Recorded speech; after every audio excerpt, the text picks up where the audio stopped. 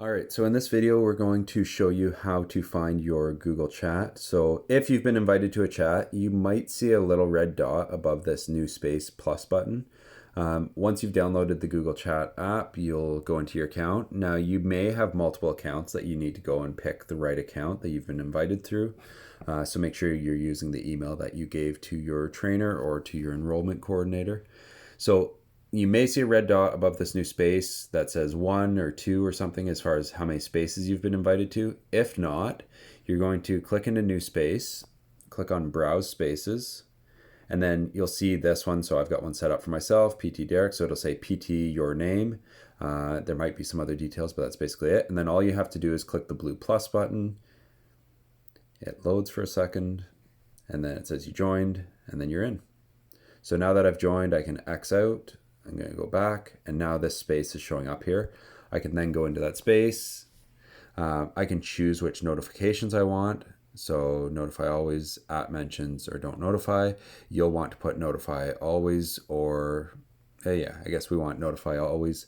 And you could always, of course, turn off notifications for the app in general, but we want those notifications there so you are receiving the messages.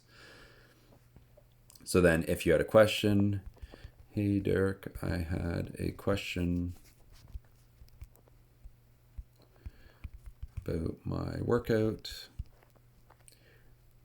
Blah, blah, blah, blah, blah. You fill in your question and then hit send, and then that'll send up there. If you want to specifically make sure I see it, you would tag me.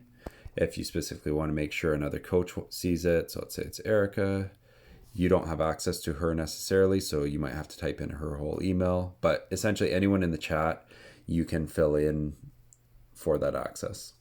So if the coach is in the chat, you'll be able to type their name in and you get access, or you can invite them and make questions tagging them. So at Derek Colvin, what should I do for